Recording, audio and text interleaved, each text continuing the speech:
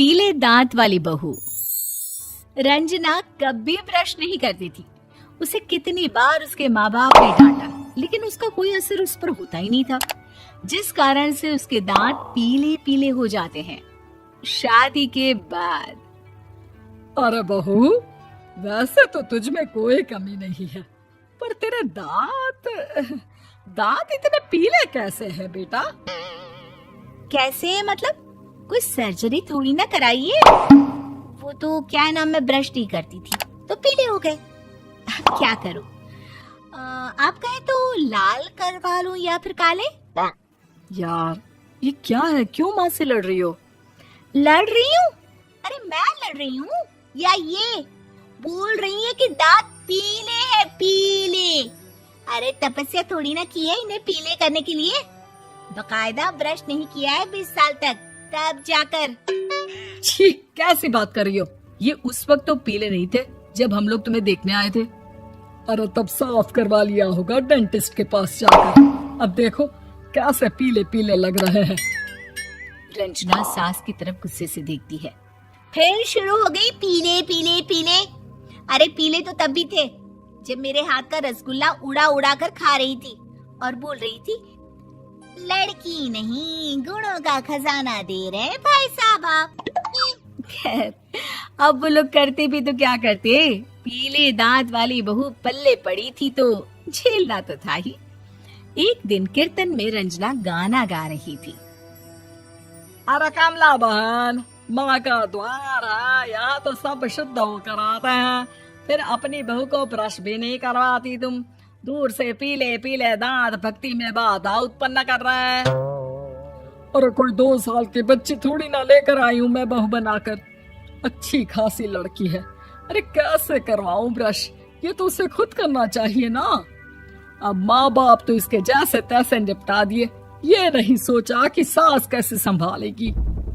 सास बहू को लेकर घर आ जाती है, लेकिन सोच लेती है कि अब इसे लेकर कहीं नहीं जाएगी। अगले रोज बहू कहती है, अरे क्या हो गया, मंदिर नहीं जाना क्या? कीर्तन का वक्त हो रहा है। मेरी मधुर वाणी से कान्हा जी जागते हैं और सोते हैं।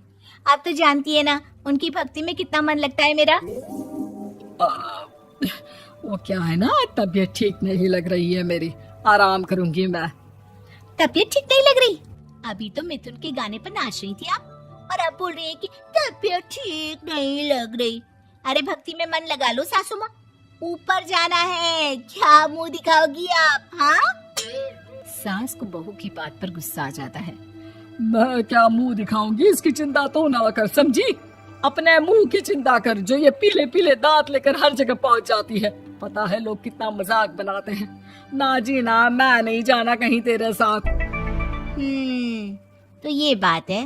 कोई ना, मत जाओ, मैं अपने कमरे में ही बैठकर भक्ति कर लूंगी। ऊपर वाला दांत थोड़ी ना देखता है, मन देखता है, भावना देखता है। और अरे बस बस, तू सब कुछ दिखा, बस ये सफेद चमकदार दांत ना दिखाना किसी को, है? जा यहाँ से। बहू को सास की बात का कोई फर्क नहीं पड़ता, वो तो जैसी थी वैसी ही रह जाती है। सुबह नहाकर किचन में खाना बनाना, फिर खाना खाना, कीर्तन भजन करना और सो जाना। एक दिन, माँ जी मैं सहेली के घर जा रही हूँ, शाम को लेट आऊंगी। हाँ हाँ, तो जाना, मैंने कौन सा तेरी आरती करनी है घर पर बैठकर। रंजना सहेली के घर जाती है, जहाँ वो पार्टी में जाने की तैयारी कर रही होती है। अरे शिखा, कहाँ जाने की तैयारी कर रही है? मैं गलत वक्त पर आ गई क्या? अरे नहीं यार, उल्टा सही वक्त पर आ गया। मैंने ये साड़ी और ज्वेलरी निकाली है यार, शाम को इनके ऑफिस की एक पार्टी में जाना है। बताना कैसा लग रहा है ये सब? नहीं यार, इस ड्रेस के साथ तो वो वाली ज्वेलरी अच्छी लगेगी। हाँ हाँ सही बोल रही है, मैंने ध्यान ही नहीं दिया। वैसे तो हमेशा से मस्त फैशन सेंस रखती है।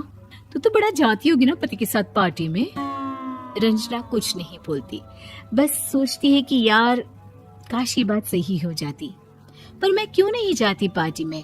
क्या इन लोगों की कोई पार्टी होती नहीं होगी?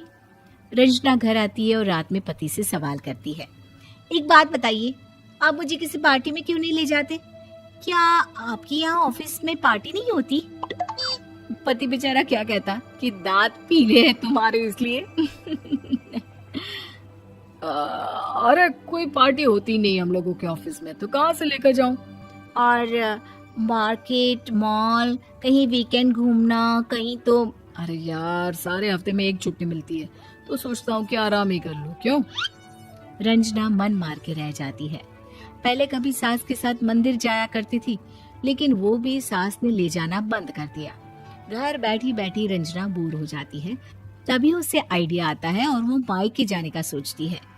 सासू माँ, 2 दिनों के लिए मम्मी के घर जा रही हूँ। अच्छा ठीक है, आराम से जा। और हाँ, माँ से कुछ अच्छी आदत सीख कर आना कि कैसे शरीर के हर भाग की तरह दांतों की सफाई भी जरूरी होती है, समझी? शुरू हो गई ना आप। वो लोग आपकी तरह नहीं है कि छोटी छोटी बात का बतंगड़ बना दे। उन लोगों के लिए मैं मायने रखती हूँ, ना कि मेरे पीले पीले दांत। रंजना माँ को बिना बताए उन लोगों को सरप्राइज देती है, लेकिन जैसे ही वो दरवाजे पर पहुंचती है, अंदर देखती है कि घर वाले कहीं जा रहे होते हैं। अब माँ, काश रंजना दीदी के दांतों वाली प्रॉब्लम नहीं होती, तो वो भी हम लोगों के साथ चलती ना बुआ जी की बेटी की शादी में।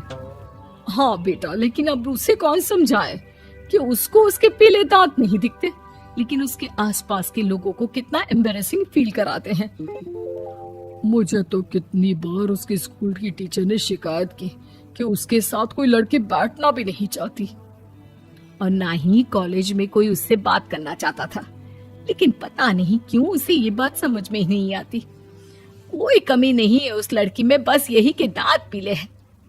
वो तो भला हो जीजा जी और उनकी माँ का, जो दीदी को जैसी है वैसे ही रखा हुआ है। रंजना को अपने घर वालों की बात सुनकर बहुत दुख होता है। वो सोचती है कि वो क्या करे, लेकिन फिर वो सीधा डेंटिस्ट के पास जाती है, अपने दांत चमकाती है और कसम खाती है कि वो रोज ब्रश करेगी। अरे क्या हो गया?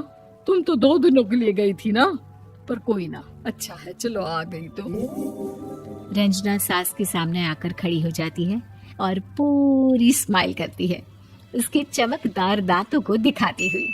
हैं? चले मंदिर? माँ, मुझे माफ कर दीजिए, मैंने आप लोगों को बहुत एम्बैरेसिंग फील करवाया। मैं आज से रोज ब्रश करूंगी।